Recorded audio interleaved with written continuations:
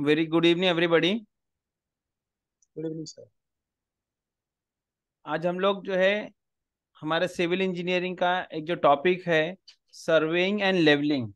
Surveying and levelling इसके बारे में डिस्कस करेंगे, क्योंकि हमारे रेलवेज में जो है इसका बहुत इंपॉर्टेंट रोल है, किसी भी लेआउट के लिए, किसी भी काम के लिए।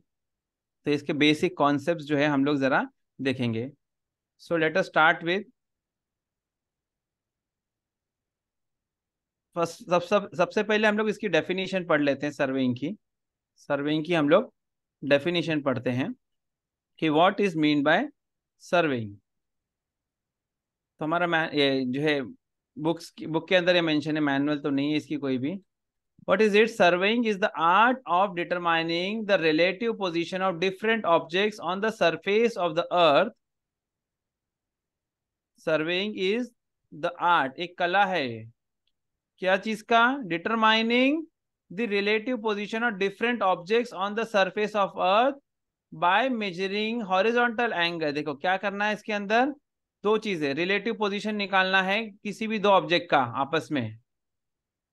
अब दो तरीका है, by measuring the horizontal distance between them, उनके बीच की दूरी को हम लोग क्या करेंगे, मेजर करने से, ठीक है।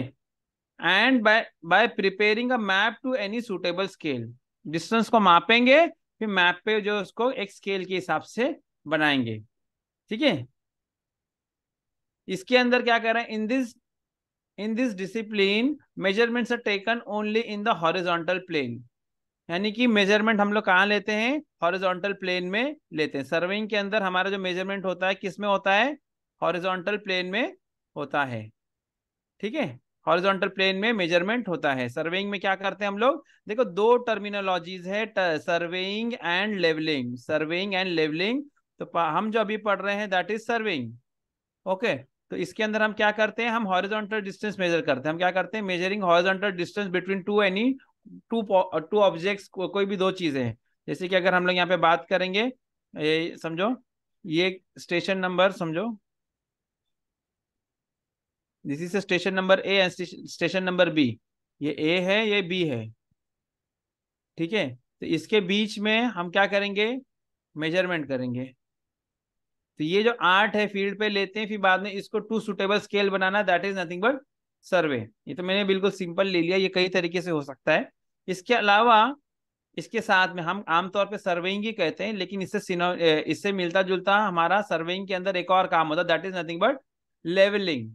लेवलिंग का काम क्या है, सर्वेइंग के अंदर क्या कहा था कि यहाँ पे जो मेजरमेंट, सर्वेइंग में मेजरमेंट कहाँ लिया जाता है, taken only in horizontal plane. Surveying में सारे मेजरमेंट हॉरिजॉन्टल प्लेन में होते हैं। वेरएज लेवलिंग की अगर हम बात करेंगे तो levelling is the art of determining relative vertical distance. देखिए दोनों में कंपैरिजन करने के लिए मैंने दोनों साथ में आपको मार्किंग कर रहा हूँ। सर्वेइंग में measuring horizontal distance between two objects, और यहाँ पे लेवलिंग में क्या किया जाता है, relative vertical distance of different points, यानी कि वर्टिकल डिफरेंस वगैरह जो हम लोग इसमें निकालते हैं। फिर इसलिए therefore in levelling measurements are taken only in the vertical plane. Example देके मैं एक्सप्लेन करता हूं आपको। मान के चलो, मान के चलो कि ये कोई हमारा हिल है, हिल या हिलक बोल सकते हैं हम लोग इसको, ठीक है। Suppose this is my hillock. अब यहाँ पर मेरा दो पॉइंट है, यहाँ पर मेरे दो पॉइंट्स है, एक पॉइंट ये है और ये दूसरा पॉइंट है, ठीक है। मैंने अलग अलग लेवल पे भी बना दिया है। ये वाला हमारा हो गया से, this one is A and this point is B. तो अगर मैं पूछूं, अगर मुझसे कोई बोलेगा कि distance between A and B, तो सर्विंग के point of view distance between these is horizontal distance ना। तो हॉरिजॉन्टल डिस्टेंस की अगर हम बात करेंगे तो ये जो दोनों स्टाफ के बीच की जो रीडिंग है इस तरीके से, this is nothing but the distance between A and B. Surveying अगर हम करेंगे तो हॉरिजॉन्टल डिस्टेंस क्या होगा, ए और बी का, ये जो हॉरिजॉन्टल वैल्यू मैंने यहाँ पे मार्क की है वो। और इसी जगह अगर मुझसे अगर कोई लेवल पूछेगा कि भाई ए और बी के बीच में लेवल डिफरेंस क्या है, ए और बी के बीच में लेवल डिफरेंस क्या है, तो मैं बोलूंगा कि नहीं ये उसका लेवल डिफरेंस है। तो जो ब्लू वाला मैंने मार्क किया ये लेवल है, दैट इज लेवलिंग। तो यहाँ पे मेजरमेंट कहाँ हो रहा है, सर्विंग में कहाँ हो रहा है, measurements are taken only in the horizontal plane, measurements are taken in the horizontal plane, और leveling में measurements are taken in vertical plane। तो दोनों synonymous words हैं, इनको साथ साथ में हम लोग इस्तेमाल करते रहते हैं। हम कहते सर्विंग है, लेकिन सर्विंग के without levelling surveying is incomplete. तो दोनों चीजें आ गई। ठीक है, अब हम लोग सर्विंग पढ़ रहे हैं। Objects of serving. सर्विंग हम करते क्यों हैं, सर्विंग हम करते क्यों हैं, क्या जरूरत पड़ती है हमें सर्विंग करने की, व्हाट इज द नेसेसिटी। तो यह क्या कह रहा है यहाँ पर देखें, the aim of surveying is to prepare a map, किसी भी जगह का किसी भी चीज का मैप बनाने के लिए, to show relative position of the object. Map क्यों बनाया जाता है, to show the relative position of the objects on the surface of the earth. Earth पर, जमीन पर, पृथ्वी पर दो ऑब्जेक्ट्स की जो पोजीशन लोकेट करने के लिए। जैसे हमने अगर बात किया मैप ऑफ इंडिया, अब मैप ऑफ इंडिया अगर हमने बात किया तो मैप ऑफ इंडिया में मुझे पता चलेगा महाराष्ट्र किधर है, दिल्ली किधर है, उत्तर प्रदेश किधर है, बिहार किधर है, तेलंगाना किधर है। तो ये क्या करता है, मैप क्या बताता है, रिलेटिव पोजीशन, अर्थ पे ये जगह कहाँ पे लोग है। अरे ये तो चलो मैंने स्टेट की बात की, अगर पूरा अगर ग्लोब की बात करेंगे, ग्लोबल मैप की अगर हम बात करें, पूरे वर्ल्ड मैप की बात करेंगे, तो हमें पता चलेगा भाई यहाँ पर इंडिया है, वहां पर यूएस है, वहां पर कनाडा है, वहां पर यूके, वहां श्रीलंका है, what ever countries, Russia, China, what ever. तो रिलेटिव पोजिशन बताता है। तो हम मैप क्यों बनाते हैं, ताकि हमें पता चले रिलेटिव पोजिशन अर्थ के ऊपर ऑब्जेक्ट्स की। अब मैप हम जब भी बनाते हैं तो हम क्या करते हैं, we are making the map to some suitable scale. क्या है कि हमारी अर्थ अगर क्या, अगर मैं बात अगर अर्थ की करूं तो हमारी अर्थ तो बहुत बड़ी है। तो अब अर्थ की जो रिलेटिव पोजीशन है दो ऑब्जेक्ट के बीच में, अगर सेम 1:1 स्केल पे बनाऊंगा तो उतना ही बड़ा पेपर लगेगा, तभी तो मैं बना पाऊंगा, and that is not possible. We have to represent it on a piece of a paper. हम क्या करते हैं, उसको कोई सूटेबल स्केल पर रिड्यूस करके बना देते हैं, ताकि उसी प्रोपोर्शन में सारे ऑब्जेक्ट्स को हम लोग बनाएंगे तो बिल्कुल उसी की तरह से आपको मैप मिल जाएगा। ठीक है, अच्छा और क्या करता है survey, it shows the natural features of a country, है कि नहीं। नेचुरल फीचर्स, कहाँ पर हिल है, कहाँ पर रिवर है, कहाँ पर प्लेन लैंड है, कहाँ पर सैंडी एरिया है, सब what ever, marshy land what ever, ये आपको बताएगा natural features of a country. अब यहाँ पे कुछ एग्जांपल इन्होंने और भी दे दिया है, मैंने तो कुछ डिस्कस किया, सच एज टाउन, कौन कौन से शहर कहाँ है, villages, roads, railways, rivers, etcetera. This list is endless, ऐसे बहुत सारी चीजें हो सकती है। मैप्स में also include details of different engineering works. अब ये मैप जो है इंजीनियरिंग वर्क्स के हिसाब से भी बनाया जाता है। मैप्स में also include details of different engineering work such as roads, road network, railways, irrigation canal. यानी जिस पर्पज से मैप बनाया गया होगा उस पॉइंट, वो इंजीनियरिंग वर्क के लिए हिसाब से मैप हम बना सकते हैं। जैसे कि हमारे अगर हमारे मैनुअल की बात करें IRPWM की, तो आपने आपके मैनुअल के अंदर देखा होगा कि एक मैप है हमारे, कौन सा मैप है, मैप ऑफ इंडिया, है कि ना, है कि नहीं, हमारे IRPWM के अंदर एक मैप। लेकिन वो किस चीज के लिए है, वो क्या शो करता है, मैप ऑफ इंडिया है ना हमारे चैप्टर नंबर 3 के अंदर, रेल टेम्परेचर हो। टेम्परेचर शो करता है ना वो, zone 1, zone 2, zone 3, zone 4। Sir हमें अभी सर मेंटेनेंस वॉइस करना है। बहुत कट के आ रही है। आप लोग नहीं सुन पा रहे क्या मुझे, क्या सभी को प्रॉब्लम है वॉइस की।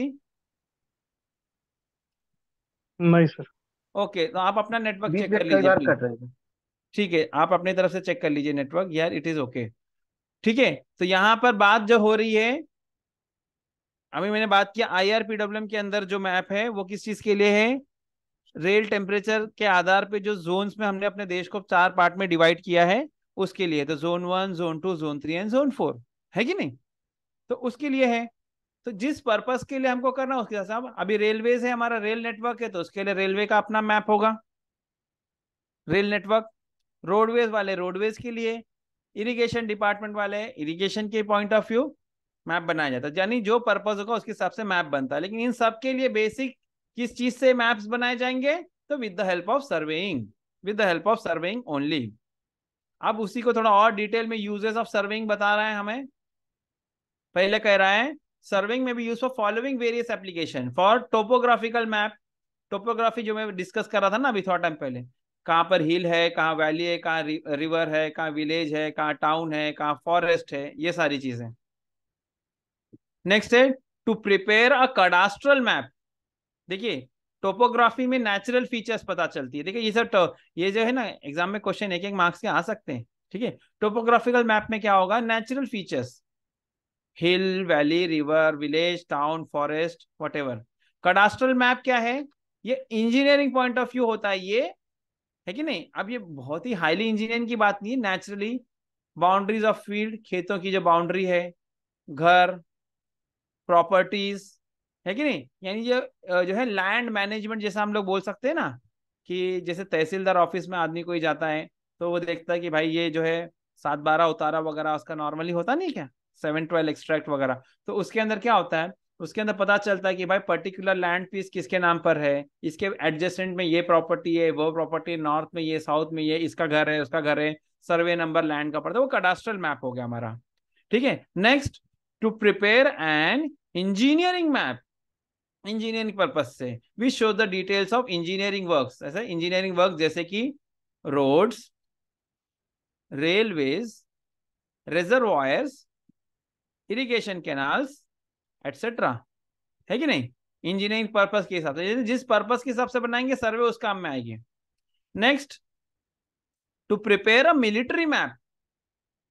ये आर्मी के लिए जरूरत है भाई, स्ट्रेटेजी, देश के डिफेंस के लिए मिलिट्री वाले अपने पॉइंट ऑफ व्यू बनाएंगे। To prepare a military map showing road and railway communication with different parts of a country. कभी कोई इमरजेंसी सिचुएशन आ जाए, वॉर लाइक सिचुएशन हो जाए, तो आर्मी जो है वो उसके लिए they are having their own maps, वो they will be referring to that only, road and railway communication with different parts of a country. Such a map also shows different strategic points important for the defence of a country. हमारे देश में जो important धरोहर है, strategic points है, या बोलते हैं ना फेमस लोकेशंस है, या इस तरीके से जिसका प्रोटेक्शन बहुत जरूरी है कि नहीं, वो सारी जगह पे भी जो है मार्किंग हिस्टोरिकल प्लेसेस, ये सारी चीजें उसके अंदर मिलिट्री मैप में होती है। तो जिसका जो पर्पज है वो उसके हिसाब से बना रहा है। ठीक है, नेक्स्ट वाला हम लोग पॉइंट नंबर 5 पढ़ लेते हैं, ऊपर का सब डिलीट करता हूं मैं। पॉइंट नंबर 5 में हम जाते हैं। पॉइंट नंबर 5 क्या कहता है, to prepare a contour map. अभी कौन सा मैप है, to prepare a contour map to determine the capacity। क्या है, contour map to determine the capacity of a reservoir and to find the best possible route for roads, railways, etc। Contour map जो होता है, ये जो map होता है किसी भी इलाके का, वो एक एक लाइंस होती है एक्चुअली। इसमें ये लेवल, जब हमने सर्वेइंग और लेवलिंग पढ़ा ना, सर्वेइंग एंड लेवलिंग जो हमने पढ़ा, उसके अंदर से लेवलिंग वाला जो पार्ट है ना, वो कंटूर में काम आता है। अलग अलग पॉइंट के हम लोग जो हिल के जो है, हिल होने दो या वैली होने दो, उसके लेवल हम निकालते हैं, तो उसकी जो मार्किंग की जाती है that is called as contour map. मैं आपको दिखाऊंगा कंटूर मैप आगे। उससे क्या होता है कि कंटूर से पता चलता है कि किसी रिजर्वायर, रिजर्वायर यानी जैसे कि कहीं पे डैम है, लेक है, जो पानी को स्टोर करता है उसको रिजर्वायर बोला जाता है, उसकी capacity.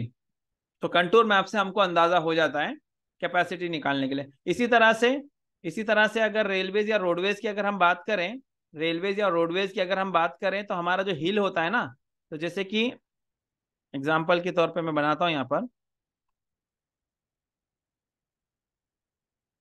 Suppose something like this is there. कोई इस तरीके का कोई हिल है, कोई एक हिल है, ठीक है, क्या है, एक हिल है।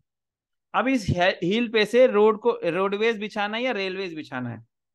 तो यहां तो मुझे लग रहा है छोटा सा मैंने बना दिया, but it will be very steep. अब व्हीकल की नेगोशिएटिंग पावर कितना स्टीपनेस तक वो जा सकती है, कोई भी व्हीकल कितना स्टीपनेस तक इट कैन ट्रैवर्स, उसके ऊपर डिपेंड करता है ना, कितना स्टीप वो जा सकता है। अब भाई इतना स्टीप हमारा हिल है, तो उसको जा पाएगा वहां से, दैट इज नॉट नेसेसरली कि वो जा ही पाए। तो हमें क्या करना पड़ता है कि कंटूर मैप हमारा होता है। तो कंटूर मैप में क्या होता है, अलग अलग पॉइंट का लेवल होता है, उसके हिसाब से हम क्या करते हैं, वी डिसाइड द रूट, कि भाई कितना इससे जा सकता है, गाड़ी व्हीकल हमारी पास हो सकती है। कितना स्टीपनेस की, तो हमने देखा होगा कि रोडवेज जो है हिल वगैरह एरिया में something like this.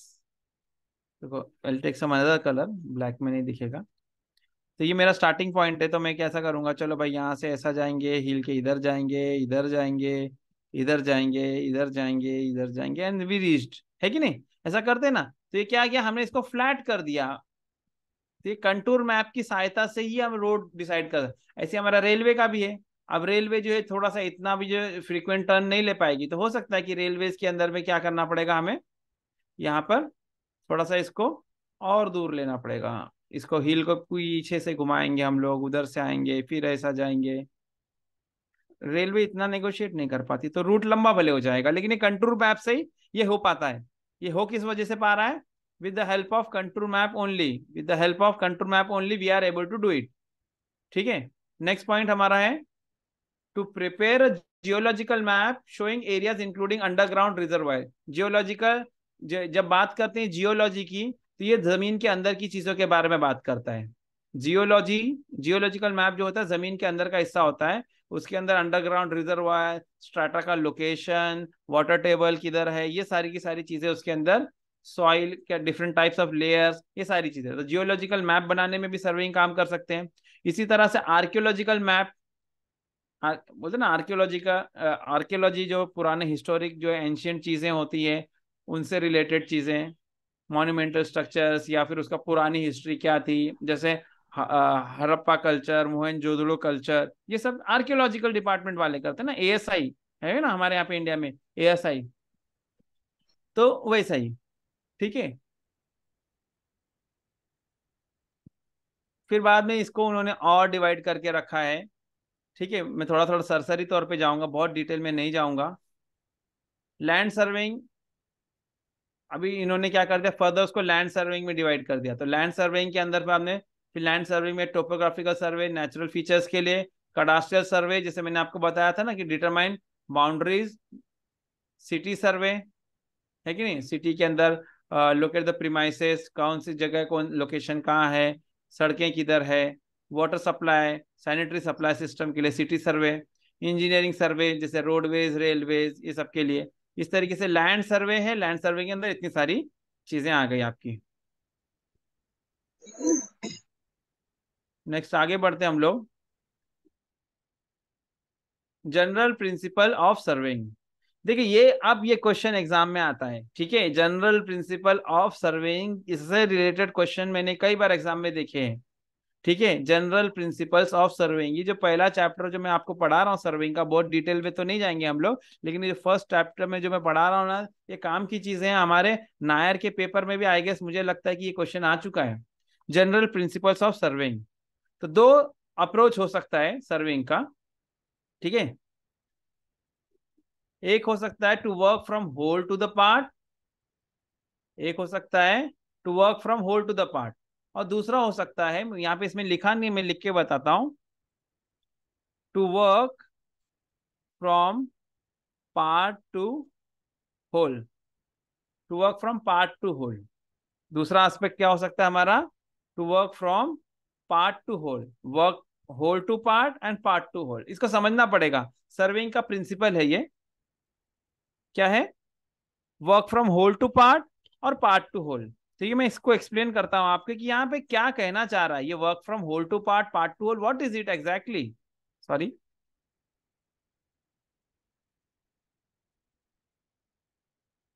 Late me take some plot वगैरह, हमें को एक मार्क बना लेता हूं पहले, इसके बाद में मैं एक्सप्लेन करने के लिए मेरे लिए आसानी हो जाएगी।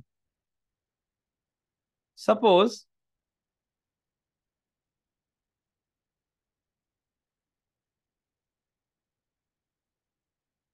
There is a piece of land,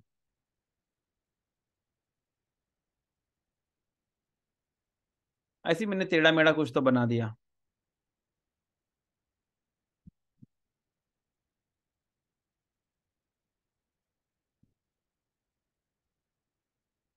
this is a piece of land, ये क्या है, मेरा पीस ऑफ लैंड है। तो दो अप्रोच हो सकते हैं। एक होगा कि भाई इसका एरिया निकालना है, इसका एंगल निकालना है, इसका पेरिफेरी लेंथ भी लेना है, वट एवर जिसका मकसद जो भी होगा हमें जो कैलकुलेट करने का। इसके अंदर दो अप्रोच हो सकता है। एक अप्रोच ये होगा कि पहले ओवरऑल जो है, देखो होल टू पार्ट में आपको अप्रोच बताता हूँ। होल टू पार्ट अप्रोच में हम क्या करेंगे पता है? होल टू पार्ट अप्रोच में हम लोग जो है ना, यहाँ पे से एक यहाँ से हम लोग एक चेनिंग लाइन ले लेंगे, एक बेस लाइन ले लेंगे, विथ रिस्पेक्ट टू विच हम इसका मेजरमेंट करेंगे कि भाई यहाँ पर आए, ये दूरी क्या है, ये पॉइंट की क्या दूरी है, ये पॉइंट की क्या दूरी है, ये पॉइंट कहाँ पर लोकेटेड है। समझिए? यानी कि एक्चुअली यहाँ पे हम लोग क्या करते हैं कि एक बेस लाइन बनाते हैं। जो मैंने अभी यहाँ पे मार्किंग किया ना, this is nothing but my base line. क्या है ये? मेरी base line. This is my base line. तो ये मेरी बेस लाइन है। बेस लाइन पे चेनेज, यहाँ पे चेनिंग करेंगे, यहाँ से चेनिंग यानी कि डिस्टेंस मेजर करने को क्या कहते हैं? चेनिंग कहते हैं। तो मैं क्या करूंगा, यहाँ पे ये 0 से लेके कुछ मीटर ये चेन की, ये जो टेपिंग जैसे ना, टेप जैसा होता है ना, ऐसे मेजरमेंट एक लाइन बिछा दिया विथ रिस्पेक्ट टू दिस। यहाँ पर ये पॉइंट का वैल्यू ये इधर पे, ये यहाँ पे एक एंड इधर है, दूसरा एंड इधर है, तीसरा इधर, चौथा इधर। इस तरीके से इसके डिस्टेंसेस वगैरह हमने मेजर कर लिया। हमारे पास कुछ एंगल मेजर करने के इंस्ट्रूमेंट्स होंगे, तो इसका एंगल वगैरह हम लोग मेजर कर लेंगे। तो फिर बाद में ये हो गया होल टू पार्ट का अप्रोच। ये हो गया होल टू पार्ट का अप्रोच। ठीक है, जो कि करना है। दूसरा है, दूसरा जो मैं यहाँ पे एक्सप्लेन करना चाह रहा था आपको, वो है क्या है, यहाँ पे जो मैंने मार्क किया है, to work from part to whole. अब पार्ट टू होल में क्या किया जाएगा? पार्ट टू होल में क्या होगा पता है क्या?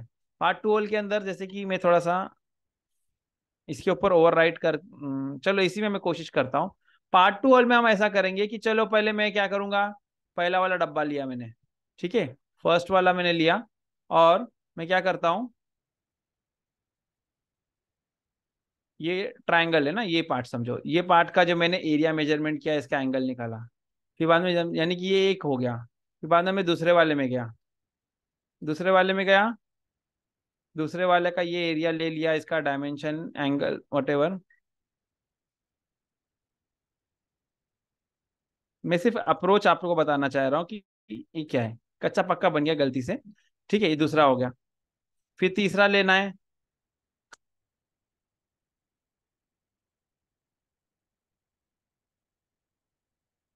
समथिंग लाइक दिस, तीसरा ले लिया। ऐसा सब करके 1 2 3 4 5 करेंगे। फिर बाद में क्या करेंगे, पार्ट टू होल का अप्रोच बता रहा हूँ। फॉर एग्जाम्पल कुछ मैं वैल्यूज ले लेता हूँ, कुछ ऐसी सिर्फ फिक्शियस वैल्यूज, हमको सिर्फ समझना है ना, इसके लिए हम कुछ वैल्यू ले लेते हैं। मान के चलो इसका एरिया है 32, ठीक है, इसका एरिया है मान के चलो 150, इसका एरिया है मान के चलो 120। ठीक है, फिर इसी तरीके से नीचे एक और लाइन, एक और भी एक बेस लाइन बना लेते हैं, क्योंकि यहाँ पर भी कुछ चीजें हैं। तो एक ये हो गया समथिंग, और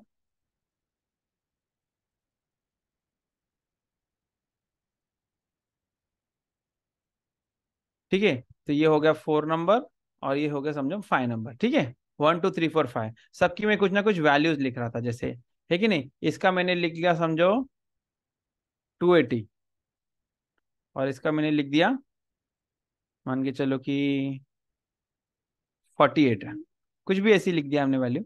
अब ले लिया। पार्ट टू होल में हम क्या करेंगे, अब एरिया लेना रहेगा ना, तो पार्ट टू होल में इसको ऐड करेंगे, 32 प्लस 150 प्लस 120 प्लस 280 प्लस 48, है नहीं? पार्ट टू होल का अप्रोच क्या होगा?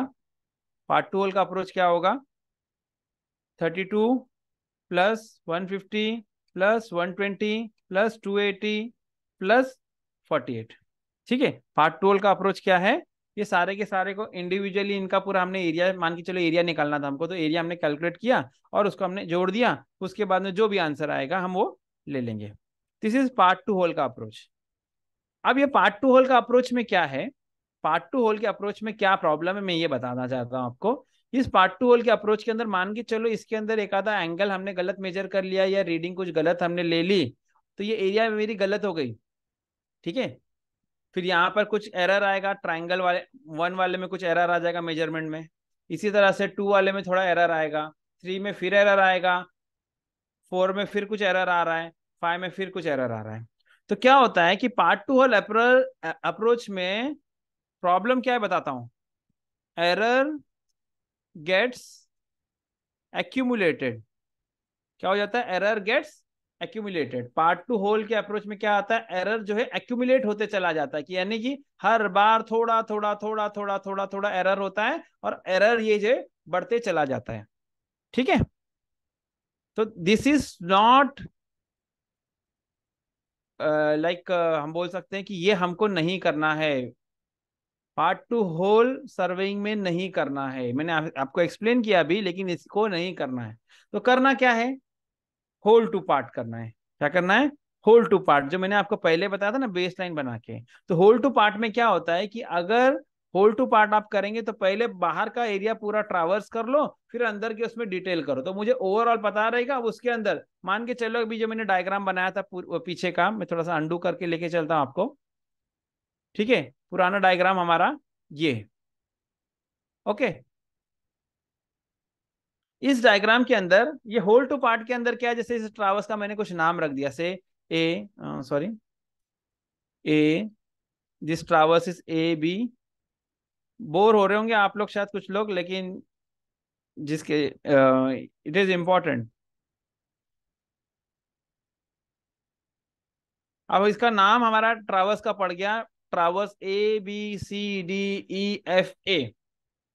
इसका हमने ओवरऑल एरिया निकाल लिया, इसका ओवरऑल हमने डिटेल ले लिया, ओवरऑल एरिया मैंने निकाल लिया। मिसाल के तौर पे just again a guess, suppose कि इसका एरिया मुझे मिल गया, फॉर एग्जांपल कंप्लीट ट्रावर्स का, से आई गॉट इट एज 485। क्या मिला मुझे, यूनिट में नहीं बोलता हूँ, मीटर, किलोमीटर, वॉट एवर होगा, ठीक है, स्क्वायर मीटर जैसा, फॉर एग्जाम्पल 485 स्क्वायर मीटर मान के चलो। तो मुझे traverse A B C D E F A का एरिया पता है कि 485 स्क्वायर मीटर है सपोज। फिर इसके बाद में अब इसको फर्दर, ये होल हो गया ना, ये क्या हो गया, ये क्या हो गया मेरा, होल, होल एरिया ना, वर्क फ्रॉम होल। तो होल एरिया मुझे पता चल गई, क्या आ गई, 485। अब इसके अंदर, अब मैं इसको फर्दर अगर नाम दूं, इसका पॉइंट का नाम रखा जी एच आई समथिंग, इस तरीके से हमने नाम रख दिया। ओके, चलो इसको भी मैं जे रख देता हूं। ठीक है, अब इसके अंदर ए बी जी का एरिया क्या है, बी सी आई जी का, सी डी जे आई, इस तरीके से सबके अपने अपने जो होंगे टुकड़े। तो इसके अंदर ओवरऑल एरिया मुझे मिल गया। अब उसके बाद में सबका अगर मैंने अलग अलग एरिया लिया, तो इसके अंदर एरर एक्यूमुलेट नहीं होगा, क्योंकि अगर कहीं कम हुआ तो कहीं ज्यादा, मुझे मालूम है कि टोटल 485 ही है, तो मेरा एडजस्टमेंट, तो एरर एक्यूमुलेट नहीं होता। होल टू पार्ट में एरर एक्यूमुलेट नहीं होता। तो सर्वेइंग का पहला प्रिंसिपल क्या है, to work from whole to part, to work from whole to part, part to whole नहीं जाना, होल टू पार्ट जाना है। ठीक है, दूसरा इसका क्या है, दूसरा पॉइंट क्या है, दूसरा प्रिंसिपल, प्रिंसिपल्स ऑफ सर्वेइंग में पहला तो होल टू पार्ट हो गया। दूसरा प्रिंसिपल क्या है, दूसरा प्रिंसिपल है to locate a new station. यानी कि कोई भी पॉइंट को अगर लोकेट करना है तो क्या चाहिए, to locate a new station by at least 2 measurements.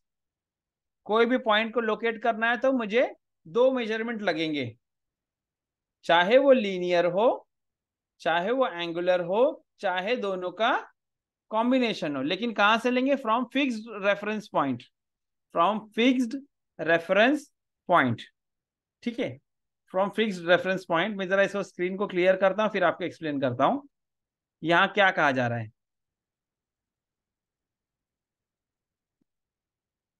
जैसे कि यहां पर आप मान के चलें,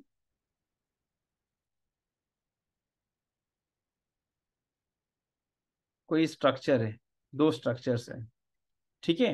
अब यहाँ पे इनके बीच में, यहां पर समझो मान के चलो,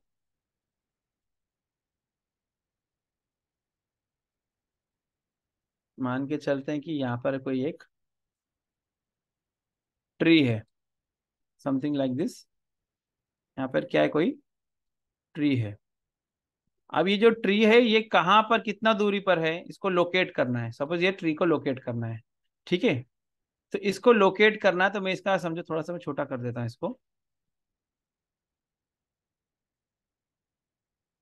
ठीक है। ये, तो ये इसको लोकेट करना है, यानी कि ये कहाँ पर लोकेटेड है, तो इसको क्या कह रहा है, to locate a new station by at least 2 measurement. 2 measurement से आपको क्या करना है, कोई भी पॉइंट को एस्टेब्लिश करना है। जैसे कि ये पॉइंट का नाम मैं दे देता हूँ, मान के चलिए ट्री ट्री है ना, तो टी, टी फॉर ट्री, तो टी को लोकेट करना है। तो टी ये यहाँ पर है, हाँ टी जो है हमारा यहाँ पर है।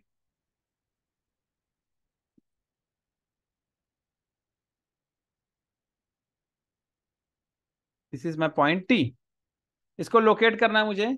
तो उसके लिए क्या कहता है, दो, कम से कम दो मेजरमेंट होने चाहिए। इसको लोकेट कैसा करेंगे, दो मेजरमेंट होने चाहिए, चाहे ये दो लीनियर मेजरमेंट हो, यानी कि जैसे कि अगर ये दोनों का बिल्डिंग का कॉर्नर, इसका भी मैं नाम कुछ रख देता हूँ, समझो इसका नाम रख दिया मैंने पी, और इसका नाम मैंने रख दिया क्यू, पी और क्यू। तो अब ये ट्री को लोकेट करना है, तो मुझे क्या करना पड़ेगा, दो मेजरमेंट लेना पड़ेगा, एक पी से लेना पड़ेगा, एक क्यू से लेना पड़ेगा। मेजर कर लिया, डिस्टेंस पी टी मेरे पास है, डिस्टेंस क्यू टी मेरे पास है, तो दोनों को हमने लोकेट कर दिया। तब हो सकता है एटलीस्ट टू बोला, टू से ज्यादा भी कर सकते हैं। दूसरा तरीका ये हो सकता है कि भाई आप इसको जो है एक तरफ से डिस्टेंस मापे, दूसरी तरफ से एंगल माप लें। दूसरी तरफ से क्या करें, आप इसका एंगल माप ले कि भाई एंगल क्या है इसका। तो या तो लीनियर, या तो एंगुलर, या दोनों का कॉम्बिनेशन। लेकिन कहां से, कहां से, फ्रॉम फिक्स्ड रेफरेंस पॉइंट। कहां से मेजरमेंट करना है, फिक्स्ड रेफरेंस पॉइंट, यानी कोई परमानेंट स्ट्रक्चर, कोई ऐसी चीज जो कि मूवेबल ना हो उस पे से। मिसाल के तौर पर, अगर कहीं यहाँ पर कहीं कार खड़ी थी, तो किसी ने मेजरमेंट सर्वे करने के टाइम पे यहाँ पर एक कार खड़ी थी, तो कार से मेजरमेंट कर लिया। Just giving you an example कि suppose instead of taking permanent structure, यहाँ कोई एक कार थी, ये कार यहाँ पे खड़ी थी, कार से मैंने मेजरमेंट कर लिया। और यहाँ पर भी कोई स्ट्रक्चर था, परमानेंट था या टेम्पररी नेचर का था, कोई चीज था, ठीक है, कोई झोपड़ी वगैरह थी या कुछ तो था जो कि परमानेंट नहीं है। तो क्या होगा, अभी तो मैंने यहाँ से मेजरमेंट करके लोकेट कर दिया, लेकिन फिर बाद में फ्यूचर में उसको लोकेट करने में मुझे प्रॉब्लम आएगी ना, इसके लिए कहा जा रहा है कि फिक्स्ड रेफरेंस पॉइंट से करना है। ठीक है, ओके। अभी मैंने आपको आगे की चीजें एक्सप्लेन कर दी है। तो यहाँ पे अभी प्रिंसिपल जो मैंने पढ़ा है उसके बारे में, according to the first principle the whole area is first enclose by main station, that is controlling station and main survey line, जो मैंने बनाया था अभी। फिर area is then divided into number of parts by forming well condition triangle. अच्छा, ये term भी फिर इंपॉर्टेंट आ गया, this is again important thing. well conditioned area is then divided into number of parts by forming well conditioned triangle. What is mean by well conditioned triangle, तो यहाँ कह रहा है a nearly equilateral triangle is considered to be the best well conditioned triangle. A nearly equilateral triangle is considered to be the best well conditioned triangle. The main survey lines are measured very accurately. अभी well conditioned triangle बोला तो इसका opposite आएगा ill conditioned triangle. Well condition का opposite क्या हो जाएगा, ill condition triangle, ill condition triangle. Now what is mean by ill condition triangle, well condition और इल कंडीशन में आपको बताता हूं। ये हम जब भी किसी एरिया को डिवाइड करें, तो देखो मैं आपको डायग्राम बना के एक्सप्लेन कर देता हूं। एक वेल कंडीशन ट्राइंगल बनाता हूं और एक इल कंडीशन बनाता हूं, आप समझ जाएंगे खुद से। पहले I am making well condition triangle,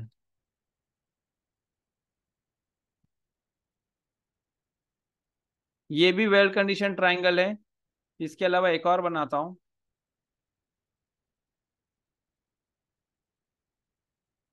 ये भी वेल कंडीशन ट्राइंगल है। अब मैं इल कंडीशन ट्राइंगल बनाता हूं। Ill condition triangle I will take some other colour, say I take blue colour. Ill condition triangle कैसा होगा,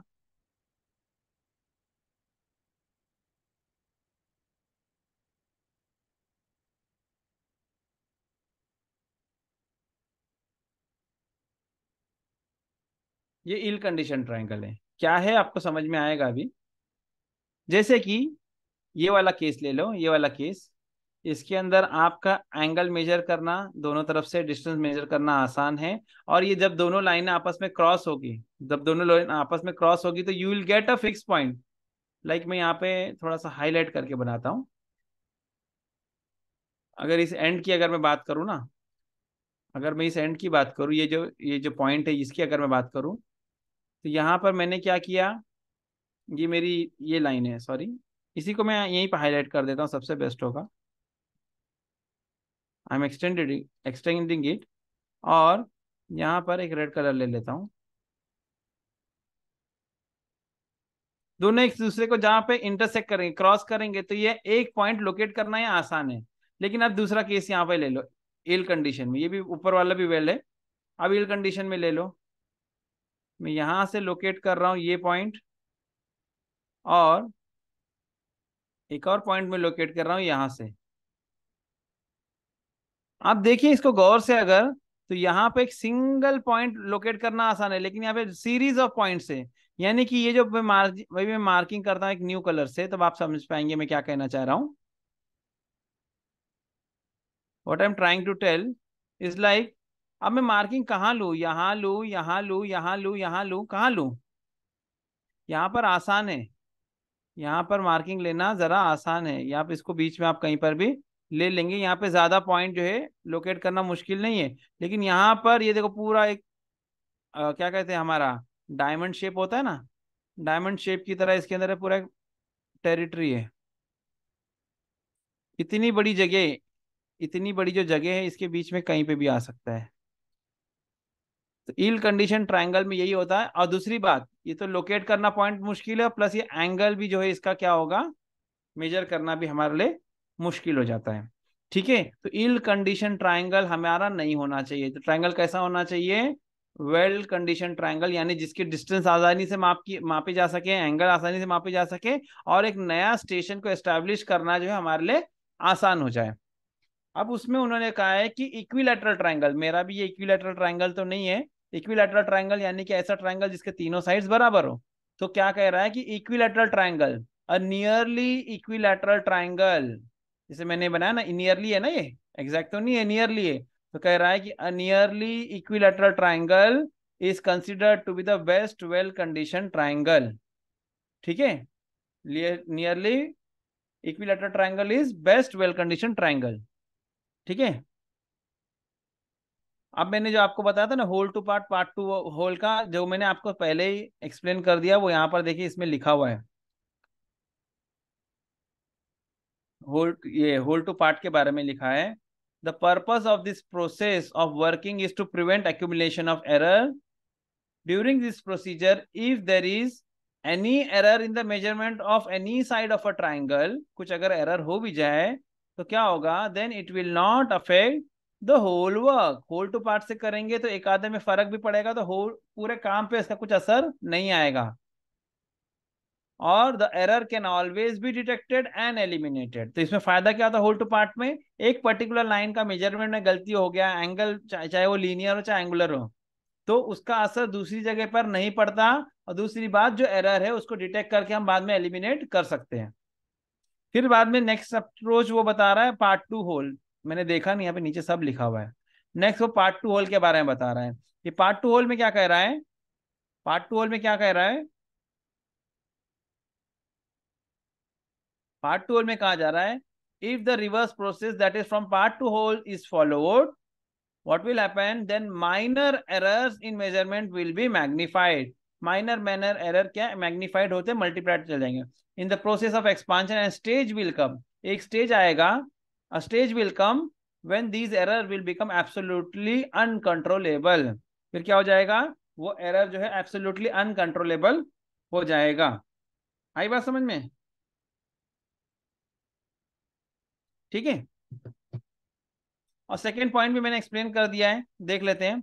according to the second principle, according to the second principle, the new station should always be fixed by at least two measurement, चाहे वो linear और angular हो, किसी fix reference point से।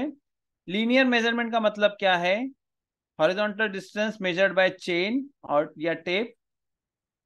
Angular measurement refer to the magnetic bearing और horizontal angle taken by prismatic compass और theodolite. ये सब इक्विपमेंट के नाम है। चेन, टेप लीनियर मेजरमेंट मापने के टूल्स हैं, और prismatic compass, theodolite angular angle measure करने का इक्विपमेंट है। एक जो है मैग्नेटिक बियरिंग है, यानी कि जो मैग्नेट की सहायता से वो मेजर करता है, और दूसरा होता है कि रिलेटिव पॉइंट, यानी हॉरिजॉन्टल डिस्टेंस, थ्योडोलाइट जैसा। ठीक है, नेक्स्ट आगे बढ़ता हूं मैं थोड़ा सा। In chain surveying position of main station direction surveying main lines are fixed by the lines and check line. इसको छोड़ता हूँ, मैं थोड़ा सा आगे बढ़ता हूँ, थोड़ा सा मैं आगे बढ़ता हूँ, क्योंकि मुझे आपको पूरी सर्विंग नहीं पढ़ानी, मुझे खाली आपके कॉन्सेप्ट की बात है।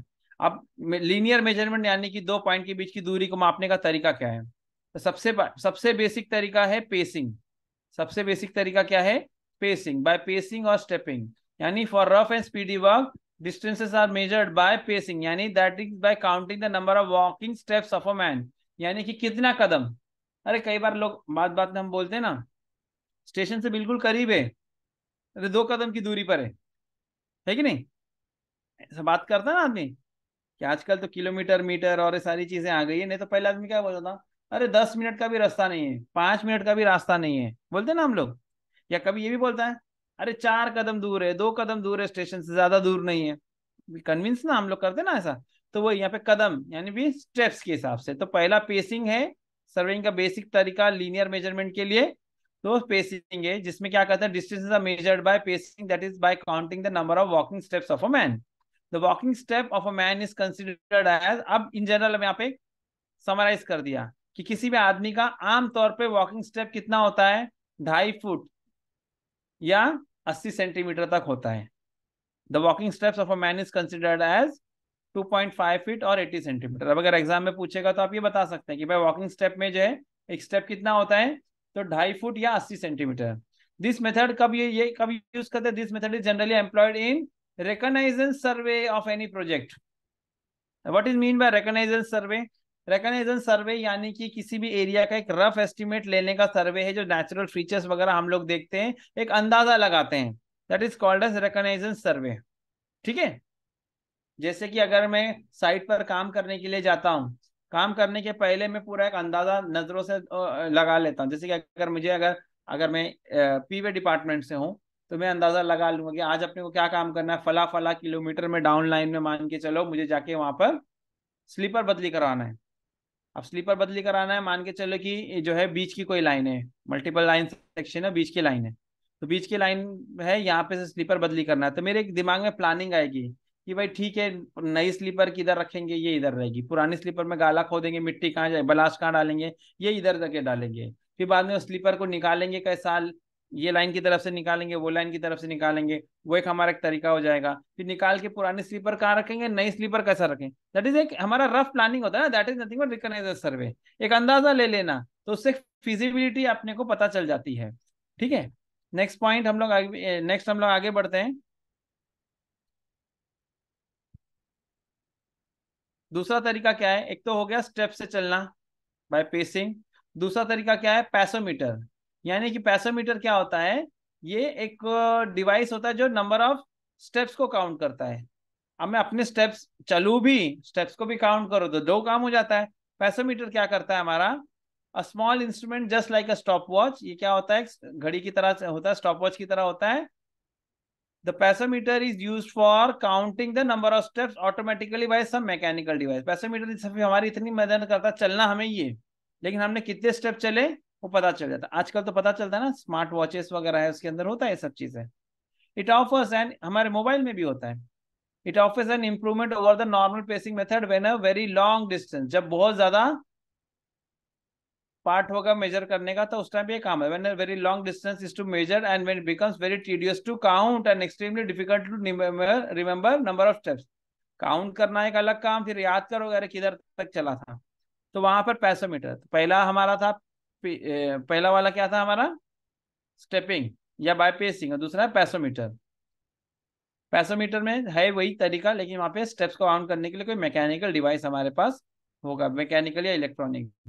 तीसरा है bye speedometer.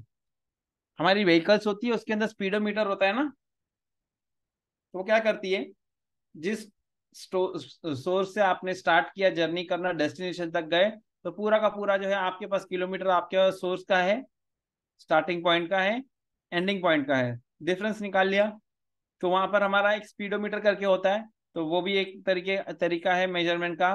This is use in automobiles for recording distance. Next is by पेराम्बुलेटर।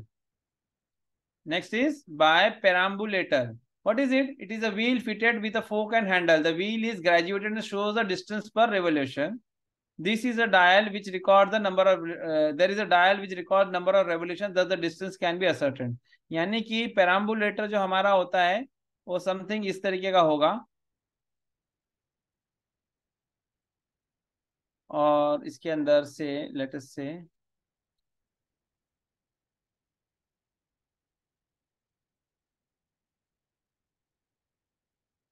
और यहां से इसमें समझो, कुछ समझो एक हैंडल टाइप का कुछ होगा, ठीक है। तो कोई एक बंदा ऑपरेट करेगा, इंस्टेड ऑफ काउंटिंग स्टेप वो क्या करेगा, इसको लेकर घूमता रहेगा, क्या है, इसको चलाते रहेगा। जैसे कि मेरा मान के चलो ये रोड है, तो ये क्या करेगा, स्टार्ट किया इसने, ये चलते चलते चलते चलते ये क्या करेगा, व्हील्स इसकी रोटेट होने लगेगी। What will happen, wheels will rotate. जब ये आगे आगे एडवांस करेगा तो ये व्हील्स रोटेट होते जाएगी। तो ये क्या करता है perambulator, it is a wheel fitted with a fork and handle, the wheel is graduated, यानी व्हील जो है पे मार्किंग होती है, ठीक है। Show the distance per revolution, यानी कि एक पॉइंट है मेरा, यहाँ से मैंने स्टार्ट किया और यहाँ से पूरा घुमा फिर यहाँ पे आया, तो कितना डिस्टेंस कवर करेगा, तो डिस्टेंस पर रिवोल्यूशन, एक रिवोल्यूशन यानी कि उसका सरकमफरेंस ऑफ सर्कल बोलते हैं ना, उसके हिसाब से। तो सरकमफरेंस अपने को पता है, नंबर ऑफ रेवोल्यूशंस अपने पास होगा, तो उसके हिसाब से हमें डिस्टेंस मिल जाएगा। तो ये पेराम्बुलेटर है। और नेक्स्ट वाला है बाय चेनिंग। चेनिंग का मतलब क्या है, एक्चुअल मेजरमेंट लेना हमें। अब पहले चेन आया करते थे, चेन से मेजर करते थे, आजकल जो है हमारे पास दूसरे बहुत सारे तरीके आ गए। तो चेनिंग के अंदर क्या होता है कि हमारा एक्चुअल जो डिस्टेंस होगा पर्टिकुलर दो पॉइंट के बीच में, with the help of surveyor's chain हम लोग उसको मेजर कर सकते हैं, ठीक है, उसको हम लोग मेजर कर सकते हैं। अब हमारे सर्वेइंग में क्या क्या चीजें इस्तेमाल होती है, तो सबसे पहले ये जो ऑब्जेक्ट आपने देखा होगा, this is called as ranging rod, this is called as ranging rod. क्या कहते हैं, रेंजिंग रॉड। आपने देखा होगा सर्वे करते टाइम, तो ये दो तरीके का होता है नॉर्मली, ब्लैक एंड व्हाइट या व्हाइट एंड रेड, इस तरीके से आमतौर पे मार्केट में पॉपुलरली दो तरीके, दो कलर में आपको मिल जाएंगे। पहला हो गया कि ये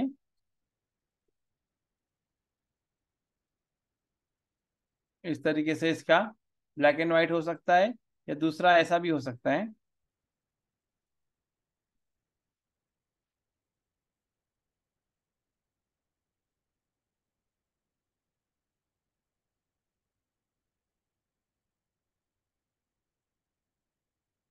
रेड एंड व्हाइट,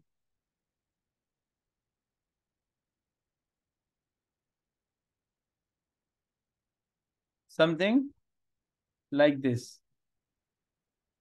होपफुली सबको समझ में आ रहा है मैं क्या बताना चाह रहा हूँ,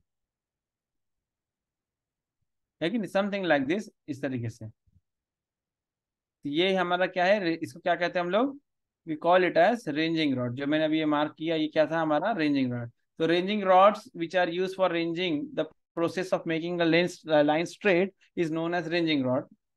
हाँ, such rods are made up of season timbered season bamboo. अभी बुक पुरानी है, इसके अंदर टिम्बू और बैम्बू की बात हो रही है, आजकल स्टील के आते हैं। लकड़े, ये लकड़े का या बैम्बू का हो सकता है। समटाइम्स जीआई पे देखो आगे लिखा है, आगे लिखा हुआ था मैंने ध्यान दिया, समटाइम्स गैल्वेनाइज आयरन पाइप्स भी यूज करते हैं, एमएस भी यूज कर सकते हैं, कोई दिक्कत नहीं है।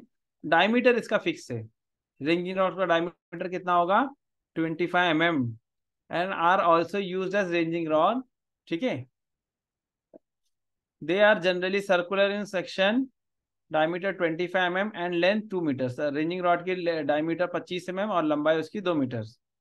समटाइम लकड़े के भी आपको रेंजिंग रॉड आप इस्तेमाल कर सकते हैं जो कि स्क्वायर होते हैं। तो rod is divided into equal parts. अब ये इंपॉर्टेंट है, लिखा है यहाँ पे तो मैंने ध्यान नहीं दिया, देखो यहाँ पे 0.2 मीटर यानी कि 200 mm। ये जो है कितना होगा, 200 mm के आसपास एक एक होगा, इस तरीके से होगा। और मैक्सिमम लेंथ टोटल 2 मीटर, यानी 200 के 10 पार्ट्स हो जाएंगे तो एक रेंजिंग रॉड के अंदर, तब तो 2 मीटर होगा, ठीक है। तो इसको painted with black and white और red and white alternatively.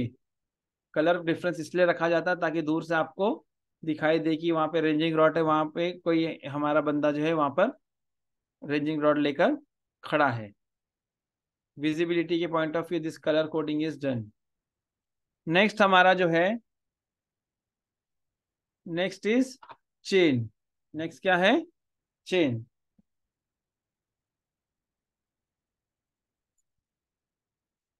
Chain क्या है? अच्छा, chain is prepared with 100 metre. इसको थोड़ा मैं जल्दी जल्दी ले लेता हूँ, ज़्यादा डिटेल में मैं नहीं जाता हूँ, डायरेक्ट मैं बताता हूँ आपको। चेन कई तरीके की होती है। मेटल की होती है चेन। चेन मेटल की होती है, metric chain, steel band, engineers chain, Gunter's chain, revenue chain. Chain chain आमतौर पर यहाँ पे आप देख रहे हैं, आपको मैं थोड़ा सा जूम करके बता देता हूँ।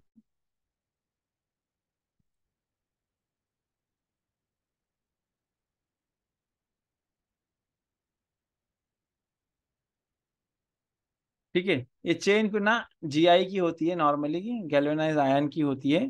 तो इसके अंदर क्या होता है कि इसका सिस्टम ऐसा है कि जैसे कि 20 मीटर की चेन, चेन देखो दो रेंज में आती है, अभी आपकी इंपॉर्टेंट काम की बात बता रहा हूँ। चेन हमारी 20 मीटर और 30 मीटर दो रेंज में आती है। किस में आती है? 20 मीटर और 30 मीटर।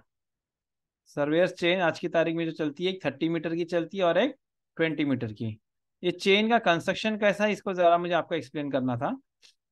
ये जो चेन है, इसके अंदर बीच बीच में लीफ, टैलीज बोलते हैं हम लोग, और रिंग्स। टैलीज और रिंग्स होते हैं। रिंग्स यानी हर 1 मीटर पर। ये चेन कैसी होती है, यहाँ पे देखो, 20-20 सेंटीमीटर की एक एक लिंक होती है। ठीक है, तो ये एक लिंक हो गई। यानी ये एंड वाला, हैंडल के एंड से लेकर ये जो बीच वाली रिंग है ना, इधर के सेंटर तक 20 सेंटीमीटर। फिर इस सेंटर रिंग से लेकर अगले सेंटर रिंग तक 20 सेंटीमीटर। तो 1 मीटर के अंदर ऐसे कितने आ जाएंगे? 5 लिंक्स आ जाते हैं। तो हमको मालूम पड़ जाता है कि भाई ये 1 मीटर हो गया है। ठीक है। फिर उसके अलावा इसके अंदर 20 मीटर चेन में हर दो फिर उसके बाद में जहाँ 5 रिंग हो गई ना, यानी 5 लिंक हो गई, तो क्या हो जाएगा, मेरा 1 मीटर कंप्लीट हो जाएगा। तो वहां पर हम क्या करते हैं, जहां पर भी 1 मीटर पूरा होता है वहां पर हम ब्रास की एक रिंग देते हैं। क्या करते हैं? ब्रास की एक लिंक डाल देते हैं, रिंग डाल देते हैं, जिससे जो है मेजरमेंट करने वाले को पता चल जाएगा कि भाई यहाँ पर 1 मीटर है। इसी तरह से 20 मीटर चेन में हर 2 मीटर, हर दो दो मीटर की दूरी पर टैली लगाई जाती है। यानी कि एक ब्रास की या कोई एक तरीके से बोल सकते हैं ना कि एक लॉकेट के सॉर्ट ऑफ होता है ये लीफ, टैलीज जिसको हम लोग बोलते हैं, डाल देते हैं। तो जिससे हमको पता चलेगा, इसका देखो शेप देखो, ये सिंगल ऐसा है एक पॉइंट, तो 2 मीटर, दो है 4 मीटर, तीन है 6 मीटर, चार है 8 मीटर, इस तरीके से है। फिर उसके बाद में क्या हो जाता है, ये देखो यहाँ पर कुछ भी नहीं है, राउंड है। तो this is the central trolley. क्या है? Central tally. यानी कि 20 मीटर की चेन है, तो यहाँ पे ये जहाँ पे मिलेगा वहां पे कितना हो जाएगा? 10 मीटर हो जाएगा। और इसी तरह से आगे बढ़ेंगे। आपने सर्विंग यहाँ से शुरू कर दिया, चेनिंग आपने यहाँ से शुरू किया, ठीक है। तो यहाँ पे हो गया 2 मीटर, 4, 6, 8, 10, 12, है कि नहीं? इस तरीके से कंटिन्यू चलते चला जाएगा। तो आप देखेंगे कि सेंटर तक जो है, सेंटर तक ये देखो, ये चेन हमारी एक्चुअली ना it is symmetrical. This is my chain is symmetrical in nature. Getting my point? आगे का मैंने नहीं बनाया। तो इसके अंदर आप देखेंगे कि सेंटर से एंड में तो देखो दोनों तरफ हैंडल होंगे। उसके बाद में ये सेंटर में तो ये राउंड वाली टैली होगी, राउंड वाली होगी। फिर इसके दोनों तरफ, जैसे यहाँ 2 मीटर है, तो यहाँ पे ये टैली सिमेट्रिक मिरर इमेज, यानी with respect to central tally mirror image. ये तीन, ये दो, ये एक। फिर इस तरीके से आगे जो है लास्ट में इसका हैंडल इस तरीके से हुआ करता है। तो ये है एक हमारा 20 मीटर की चेन। मैं थोड़ा उसका इंटरप्रिटेशन आपको बता दिया कि चेन को कैसा मेजर करते हैं। फिर इसके बाद में नेक्स्ट हमारी जो चेन है दैट इज 30 मीटर के चेन। 30 मीटर की चेन। अच्छा, ये जो टैली है ना, सॉरी मैं टैली के बारे में ज्यादा बताया नहीं। यहाँ 2-2 मीटर पर है ना, तो 30 मीटर में 5-5 मीटर पर होगा। कितने पे होगा?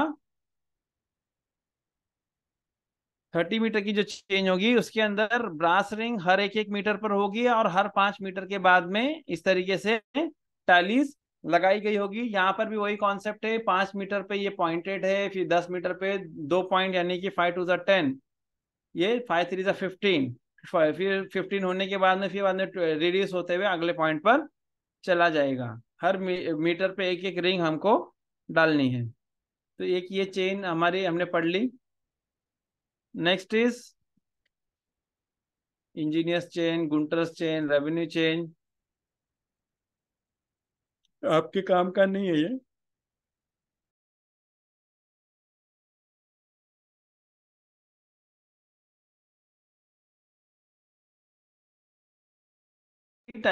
देर are different types of chain, जिसके अंदर हम लोगों को, आपने देखा कि स्टील बैंड है, चेन है, engineer chain, Gunter's chain, revenue chain, ये सारे के सारे का काम क्या है?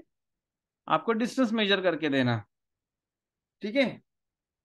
अब what are the advantages of chain? अब चेन के एडवांटेजेस क्या हो सकते हैं? What are the advantages of chain? तो यहां पर देखें, सबसे पहला क्या कह रहा है? They can be red easily and quickly, उसको आसानी से मेजर कर सकते हैं और जल्दी जल्दी मेजरमेंट कर सकते हैं। टेप की तरह बिल्कुल नीचे से झुक के देखना नहीं पड़ेगा। टेप में क्या होता है, नीचे जाके देखना पड़ता है कि भाई कितना मीटर, कितना सेंटीमीटर, कितना मिलीमीटर, है कि नहीं। लेकिन यहाँ पर चेन के अंदर क्या होगा, क्योंकि आपकी लिंक्स प्रोवाइड की गई है, हर एक एक मीटर पर भी है, 2 मीटर पे भी है, 5 मीटर पे भी है। तो आपको एक उससे अंदाजा हो जाएगा कि भाई डिस्टेंस क्या है, तो जल्दी से आप इसको मेजर कर सकते हैं। Next, they can withstand wear and tear, metal का बना हुआ है, इसके लिए उसका जो जो वियर और टीयर जो है उसको वो बर्दाश्त कर सकता है, जल्दी खराबी आती नहीं। Next, they can be easily repaired और रेक्टिफाइड इन द फील्ड, उसकी रिपेयरिंग आसान है, जो बेंडिंग हो गई आपकी लिंक उसको निकालो, नई लिंक डालो या उसको रेक्टिफाई करो, ये जो भी प्रॉब्लम होगा वो आसानी से हम लोग फील्ड में उसको रेक्टिफाई कर सकते हैं। अब इसी चेन की जो है कुछ डिसएडवांटेज के बारे में बात करेंगे हम लोग। नेक्स्ट है हमारा डिसएडवांटेजेस। क्या है डिसएडवांटेजेस? तो वो क्या कह रहा है हमारा मैनुअल, उसके ताल्लुक से मैनुअल कहता है दे आर हैवी, चेंज की बात कर रहे हैं ना, तो they are heavy and take too much time to open और फोल्ड।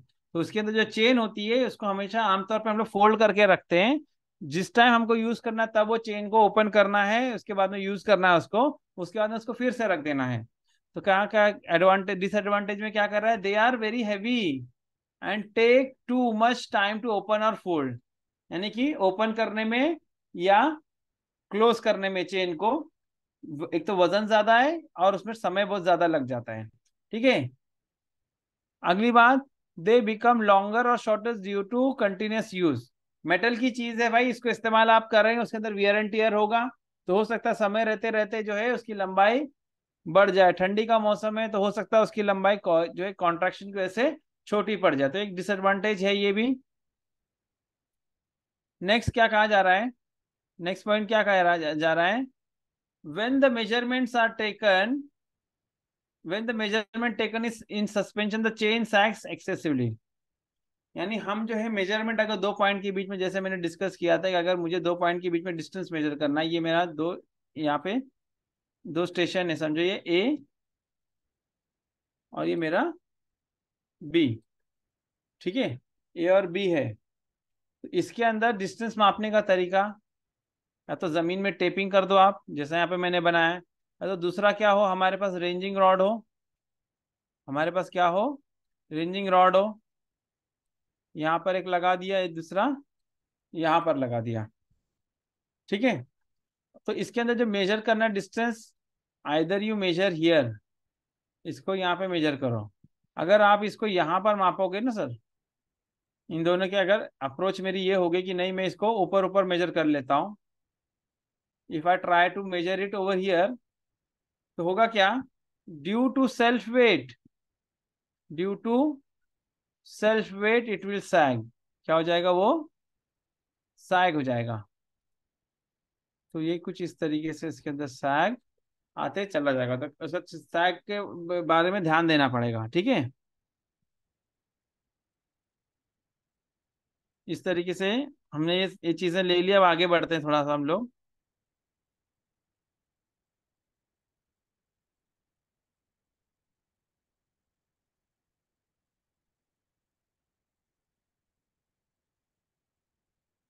तो different types of tapes, cloth और linen tape, metallic tape, steel tape, invar tape.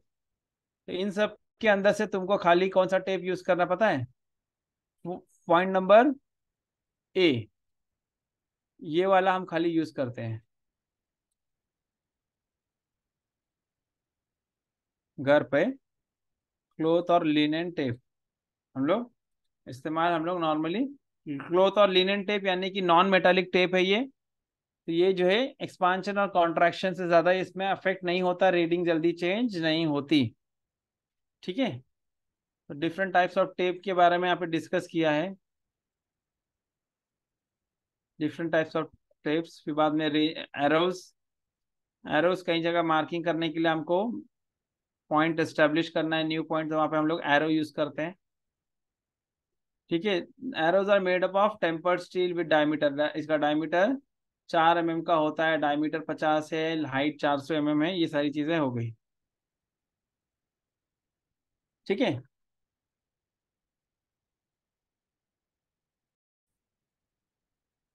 ठीक है। अब थोड़ा सा मैं इसको स्क्रीन को मिनिमाइज करके अभी आपको बाकी चीजें बता देता हूँ, बहुत ज्यादा डिटेल में हमको जाना नहीं है। नेक्स्ट एक प्रोसेस है रेंजिंग। रेंजिंग यानी कि डिस्टेंस बिटवीन टू पॉइंट, इसको एस्टेब्लिशमेंट को क्या बोलते हैं, process of establishing intermediate point on straight line, उसको हम लोग क्या बोलते हैं, रेंजिंग। रेंजिंग का तरीका है direct ranging, indirect ranging. Direct ranging जो है हम लोग जब एक्सेसिबल रहती है कोई भी जगह तब हम कर लेते हैं, यानी जब एक पॉइंट से दूसरा पॉइंट आपको कंटिन्यू दिखाई दे रहा है, और डायरेक्ट रेंजिंग है। इनडायरेक्ट रेंजिंग तब होता है जब हमारे पास बीच में कोई ऑब्स्ट्रक्शन है, विजिबिलिटी वगैरह अफेक्ट होती है, दैट इज इनडायरेक्ट रेंजिंग। इतना ही समझ लीजिए आप। नेक्स्ट इज चेंज को फोल्डिंग और अनफोल्ड करने का जो तरीका है वो यहाँ पर मेंशन किया है, मैं इसको डिस्कस नहीं करूंगा। चेन की testing, adjustment of chain, correction, ये सब मैं नहीं पढ़ाता हूँ आपको। Method of चेनिंग on level ground,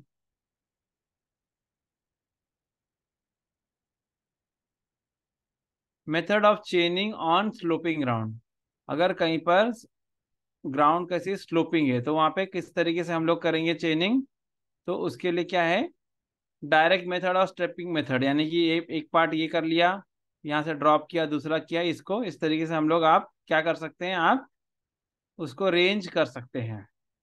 ठीक है, चेन कर सकते हैं अपन। ठीक है, दूसरा इनडायरेक्ट मेथड है, ये है क्लिनोमीटर करके एक है, ये एंगल मेजर करने के लिए होता है, मतलब क्लिनोमीटर को यूज किया उन्होंने। अब ऑब्स्ट्रक्शंस,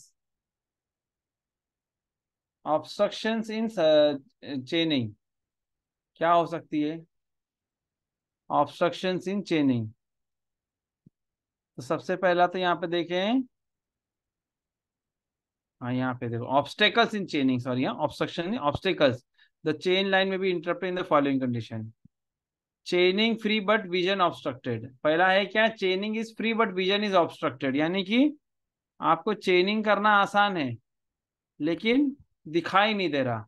एक केस वो है, जैसे यहाँ पे एग्जांपल हम देखें कि यहाँ पर line A B, line A B जो है यहाँ पर हमको चेनिंग करना है, लेकिन यहाँ पे दिखाई नहीं दे रहा, क्यों, बीच में कोई ऑब्स्ट्रक्शन, जैसे यहाँ पे कहीं खेत वगैरह एक्सेसिबल नहीं है, क्या है, एक्सेसिबल नहीं, हम वहां से जा नहीं सकते। तो एक तो ये केस हो जाता है। दूसरा होता है चेनिंग is obstructed but vision is free, दूसरा क्या है, मुझे दिखाई दे रहा है, जैसे ये वाला केस में क्या है, चेनिंग इज फ्री, क्या है, कैसा बताऊं मैं आपको, देखा है यहाँ पे सारे डायग्राम से मैं एक्सप्लेन करता हूँ आपको। पहला केस क्या है कि भाई आप जो है केस बच्चे, चेनिंग तो आप कर सकते हैं लेकिन बीच में कोई पेड़ आ गया, कोई ऑब्स्ट्रक्शन आ गया जिसमें से आप नहीं देख पा रहे। और दूसरा तरीका क्या है, चेनिंग इज ऑब्स्ट्रक्टेड, यानी कि चेनिंग नहीं कर सकते, बीच में तालाब आ गया, लेकिन आप क्या कर सकते हैं, देख तो सकते हो, भाई ए टू बी आप देख सकते हो, लेकिन बीच में तालाब आ गया, बीच में नदी आ गई, बीच में कोई ऐसी चीज आ गई जिसको आप पार करके नहीं जा सकते, तो बोलते हैं चेनिंग is obstructed but vision is free, देख तो सकता हूं मैं। इस तरीके से केसेस बनते हैं हमारे। और तीसरा ये हो सकता है कि जब चेनिंग और विजन दोनों ही ऑब्स्ट्रक्टेड हो, तीसरा केस क्या है, चेनिंग और विजन दोनों ही ऑब्स्ट्रक्टेड हो, बिल्डिंग भी आ गई है और आपको जो, जैसे यहाँ पे ऑब्स्ट्रक्शन क्या है, बिल्डिंग है, तो आप ना चेनिंग कर पाओगे इसके बीच में से, ना आप इसके आर पार देख पाओगे। ठीक है, तो ये हमारा चेनिंग के बारे में हो गया। क्या हो गया, ये हमारा चेनिंग के बारे में हो गया। ये समझ में आया क्या, चेनिंग किसको बोलते हैं, मैं कब से चेनिंग चेनिंग कर रहा हूँ, समझ में आ रहा आप लोगों को।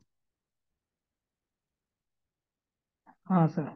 यानी कि चेन से, यानी डिस्टेंस मेजर करने के प्रोसेस को हम लोग क्या बोलते हैं, चेनिंग बोलते हैं।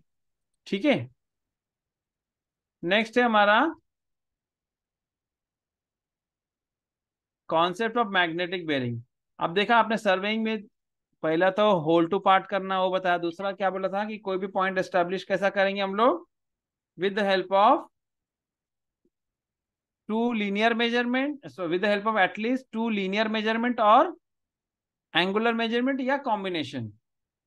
ठीक है, तो लीनियर मेजरमेंट के लिए तो मैंने आपको चेनिंग बता दिया, बताया बहुत सारा, पेसर बता दिया, बाय पेसिंग बताया, फिर उसके बाद में दो तीन चीजें हमने ना देखा था ना, पीडोमीटर, पेरम्बुलेटर, ये सारी चीजें। लेकिन पॉपुलर उसके अंदर क्या है, चेनिंग।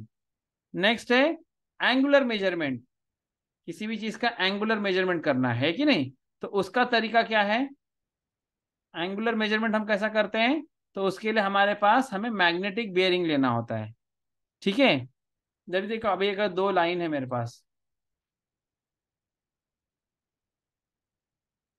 दो लाइन है मेरे पास, तो इसके बीच का अगर मुझे एंगुलर मेजरमेंट लेना हो, इसका अगर मुझे एंगुलर मेजरमेंट लेना हो, तो यहाँ पर दोनों की रिलेटिव पोजीशन पता रहेगी तो मैं आराम से एंगल ले सकता हूँ।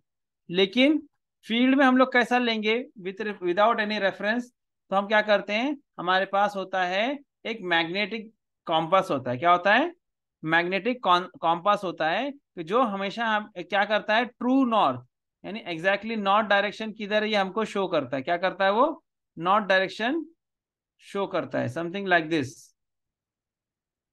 रेड कलर में नॉर्मली होता है, तो रेड में ले लेते हैं। ये क्या करेगा, नॉर्मल पोजीशन आपकी नॉर्थिंग बताएगा, मैग्नेटिक है ना ये। फिर विथ रिस्पेक्ट टू दिस हम लोगों को रीडिंग लेना होता है, विथ रिस्पेक्ट टू दिस, इसी के रेफरेंस से हमें क्या होता है, रीडिंग लेनी होती है। ठीक है, तो जैसे ये हमारे केस में यहाँ पर आप देखें, दिस इज ट्रू नॉर्थ, इसके अलावा भी हमारे पास लाइन है यहाँ पे, that is nothing but east और वेस्ट। ठीक है, तो हम जो एंगल जो लेते हैं कहाँ से लेते हैं, विथ रिस्पेक्ट टू नॉर्थ। तो हमारा एंगल लेने का दो तरीका है, देखो चार क्वाड्रेंट हो गए हमारे, चार क्वाड्रेंट हो गए ना। अगर इसको मैं थोड़ा सा और फर्दर एक्सटेंड करूँ तो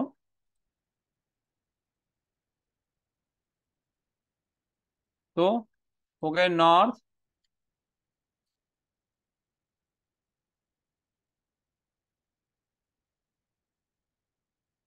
नॉर्थ साउथ ईस्ट वेस्ट बोलते ना, न्यूज बोलते ना, news. What is mean bye news, news में होता क्या है, north east west south news. What is news, north east west south news, यानी कि हर जगह की खबर, नॉर्थ की भी, ईस्ट की भी, वेस्ट की भी, साउथ की भी, that is nothing but news.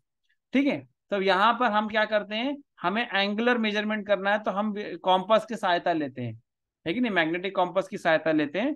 तो विथ रिस्पेक्ट टू दैट हम लोगों को एंगल एंगुलर मेजरमेंट करना होता है, उसके लिए अलग अलग इक्विपमेंट्स हमारे पास अवेलेबल होते हैं। तो इसको मैं थोड़ा सा बड़ा करता हूँ स्क्रीन को, कि इसके अंदर ये भी एग्जाम में पॉपुलर क्वेश्चन है जो एग्जाम में पूछे जा सकते हैं या पूछे जाते हैं, कैलकुलेशन भी इसका आता है, कॉन्सेप्ट ऑफ मैग्नेटिक बेरिंग। तो अभी दो तरीका एंगल, देखो मैं रीड कर देता हूँ थोड़ा सा। When a magnetic needle is suspended freely, it will show a direction which is known as the magnetic meridian, यानी जो ट्रू नॉर्थ होता है that is nothing but magnetic meridian. The angle of a line with the magnetic meridian, यानी उस magnetic meridian से जो angle आता है उसको हम क्या कहते हैं, मैग्नेटिक बेरिंग। अगर एग्जाम में कभी डेफिनेशन पूछ ले what is mean by magnetic bearing, तो उसका आंसर है the angle of a line with respect to magnetic bearing. Magnetic meridian is known as magnetic bearing of that line.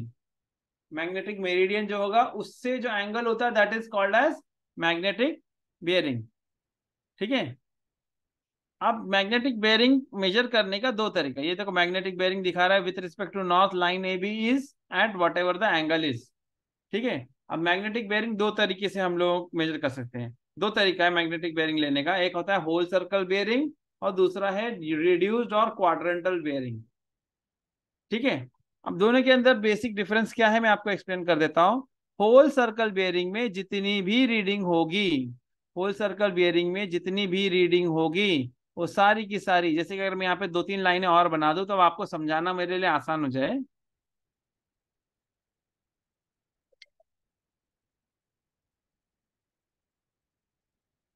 ठीक है, यहाँ पर मैं और एक कुछ लाइंस ले लेता हूँ पहले।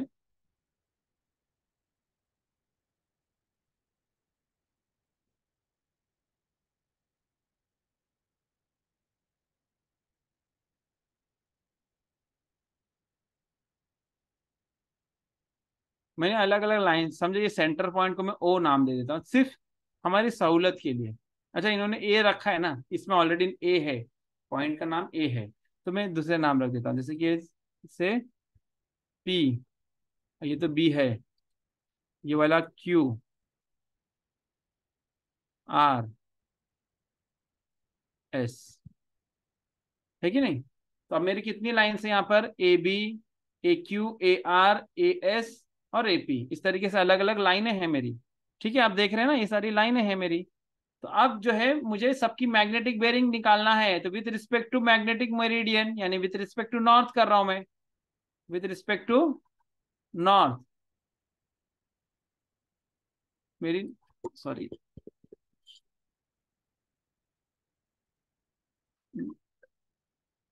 ठीक है, विथ रिस्पेक्ट टू नॉर्थ,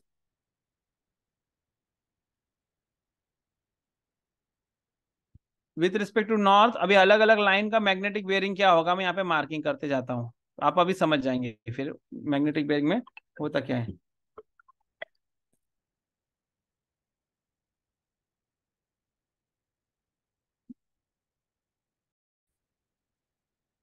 देखो अभी हम लोग यहाँ पे मैग्नेटिक बेयरिंग की बात कर रहे हैं ना, मैग्नेटिक बेयरिंग यानी किसी भी लाइन की position with respect to north या with respect to magnetic meridian की बात करते हैं।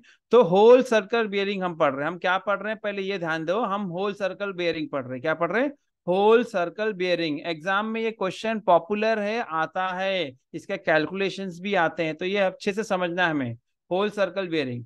अब लाइन एपी, लाइन एपी का होल सर्कल बेयरिंग क्या होगा, लाइन एपी का होल सर्कल बियरिंग क्या होगा, with respect to magnetic north, मैं यहां पे से ले रहा हूं, तो दिस इज, ये जो भी वैल्यू होगी, समझ रहे हैं, थोड़ा सा बोल्ड कर देते हैं इसको, तो with respect to magnetic north ये इसका लाइन एपी का होल सर्कल बियरिंग। फिर line A B, line A B का लेना है, तो ये देखिए नॉर्थ से, ये फर्स्ट क्वाड्रेंट में था, लाइन एपी फर्स्ट क्वाड्रेंट में थी, लाइन ए बी मेरी सेकेंड क्वाड्रेंट में है कि नहीं, अलग अलग क्वाड्रेंट्स के अंदर है। ठीक है, इसके बाद में line A Q, line A Q भी यहीं से ली जाएगी। फिर बाद में मेरी line A R, line A are यहाँ है, लाइन ए आर देखो, ये लाइन ए आर, ठीक है। फिर लाइन ए एस,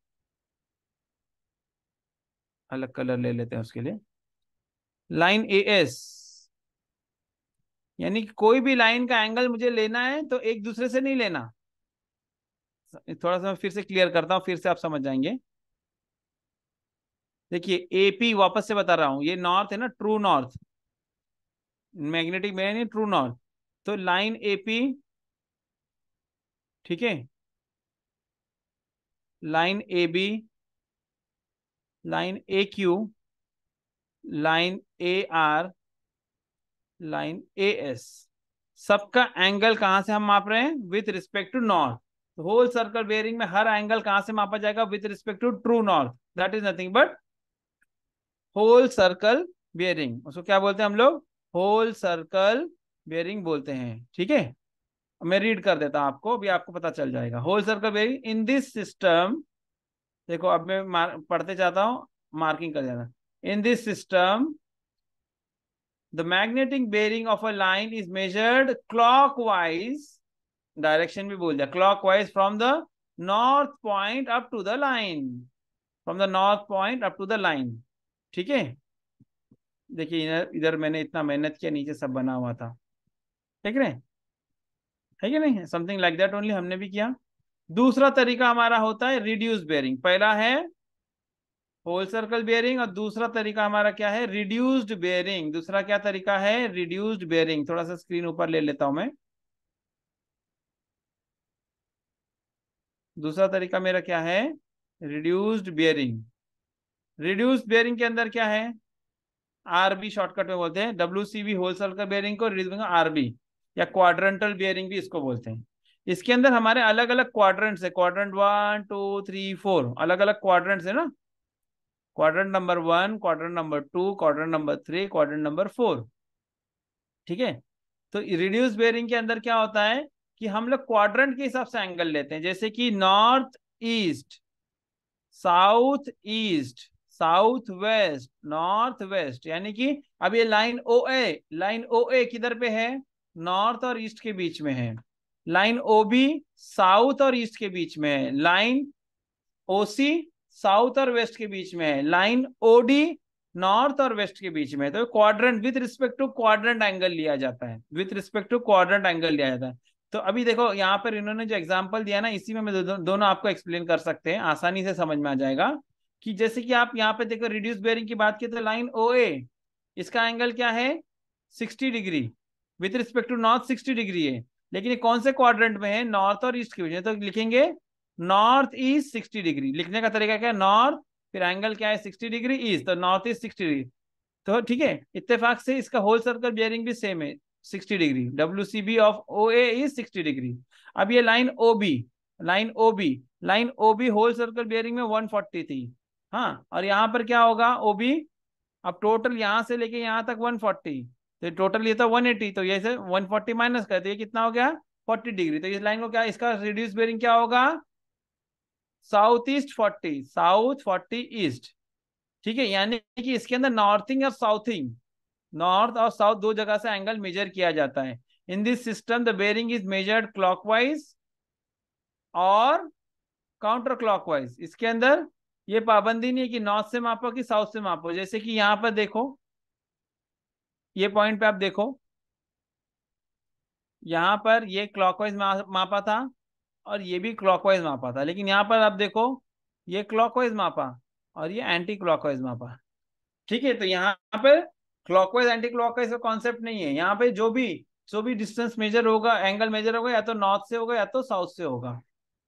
ठीक है, नॉर्थ से स्टार्ट होगा, नॉर्थ से स्टार्ट होगा, अब चाहे वो ईस्ट की तरफ जाए, चाहे वो वेस्ट की तरफ जाए। इसी तरीके से साउथ से स्टार्ट होगा, चाहे वो ईस्ट की तरफ जाए, चाहे वो वेस्ट की तरफ जाए। इसमें क्लॉकवाइज एंटी क्लॉकवाइज नहीं है। ओरिजिनेट होना है उसको कहाँ से, नॉर्थ और साउथ से। टर्मिनेट होना है उसको कहाँ पर, टर्मिनेट उसको होना है ईस्ट या वेस्ट में। ठीक है। तो अलग अलग क्वाड्रेंट है, north east quadrant, south east quadrant, south west quadrant, north west quadrant. ठीक है, तो जो भी एंगल होगा 90 डिग्री के बीच में ही होगा, हर क्वाड्रेंट 90 डिग्री। ये 90, ये अगला 90, ये भी 90, चारों 90, तो मिला के 360 हो जाता है। तो यहाँ पर ये जो एग्जांपल इन्होंने दिया है, इस एग्जांपल को अभी आप देखें, होल सर्कल बियरिंग से वही लाइन है, देखो ओ ए, ओ बी, ओ सी, ओ डी। यहाँ पर भी ओ ए, ओ बी, ओ सी और ओ डी है। लाइन ओ ए होल सर्कल बियरिंग इसका 60 डिग्री है, और यहाँ पर रेडियस बेयरिंग में नॉर्थ इज 60 डिग्री। ठीक है, दूसरा चले जाते हैं दूसरी लाइन के ऊपर हम लोग। दूसरी लाइन है ओबी, इसका एंगल 140 है। यहाँ पे क्या किया, साउथ से मापा हमने, ये यहाँ से 140 है, तो यहाँ से कितना 40, तो साउथ ईस्ट 40 ओबी, और यहाँ पे क्या था 140 था। तीसरा लाइन ओसी ले लो, इसका ओसी 210 था, और यहाँ पे क्या किया 210 में से 180, तो नॉर्थ टू साउथ 180 माइनस हो जाएगा, तो ये माइनस कर दिया, तो 210 में से 180 माइनस किया तो ये बचा 30, तो साउथ से 30, तो इसका लिख दिया ओसी साउथ वेस्ट 30 डिग्री। इसी तरह से ओडी, ओडी आप यहाँ पर देखें, ओडी पूरा इतना घूम के 320 डिग्री दिखा रहा था। यहाँ पर क्या किया, टोटल 360 डिग्री होता है, उसमें से ये लाइन का होलसेल का बेरिंग 320, तो माइनस कर दिया तो 40 आ गया, तो नॉर्थ वेस्ट 40। ठीक है, तो this is nothing but the concept of reduced bearing and whole circle bearing. I guess सबको समझ में आया, समझ में आया। फिर इसके ऊपर कुछ कैलकुलेशन भी हम लोगों को करने हैं, ताकि हमको ताकि हमको ये कॉन्सेप्ट और हमारा क्लियर हो जाए। लेकिन ये थियरी कॉन्सेप्ट समझना जरूरी है। Is it clear to everybody? कोई है ऐसा जिसको नहीं समझ में आया? समझ में आ गया। समझ में आ रहा है ना सबको? ठीक है। तो ये होल सर्कल बेयरिंग और ये रिड्यूस बेयरिंग, इस तरीके से ये कॉन्सेप्ट हमारा हो गया। तो नेक्स्ट लेक्चर जब हम लेंगे तो इसमें और भी सर्विंग में बहुत सारी चीजें हैं, वो हम लोग ले लेंगे। लेकिन आज हमने क्या पढ़ा? बेसिक्स ऑफ सर्विंग पढ़ा, basic definition of surveying, basic definition of levelling हमने पढ़ा, फिर सर्विंग का जो प्रिंसिपल है होल टू पार्ट, फिर किसी भी पॉइंट को मेजर करना है। दूसरा प्रिंसिपल था कि लीनियर या एंगुलर डायमेंशन मिनिमम 2 लेकर ही हम लोगों को लोकेट करना है। फिर बाद में मेजरमेंट ऑफ सर्विंग कैसा करते हैं हम लोग, चेनिंग वगैरह, तो चेन के बारे में थोड़ा हमने जाना। फिर बाद में एंगुलर मेजरमेंट कैसा करते हैं, तो उसके लिए हम लोग जब मैग्नेटिक कॉम्पास की सहायता से करते हैं, मैग्नेटिक बेयरिंग हम लेते हैं, जिसके अंदर होल सर्कल बेयरिंग और रिड्यूस बेयरिंग दो कॉन्सेप्ट है, दो अलग अलग तरीका है एंगल मेजरमेंट करने का। ये सब हमने डिस्कस किया। ठीक है।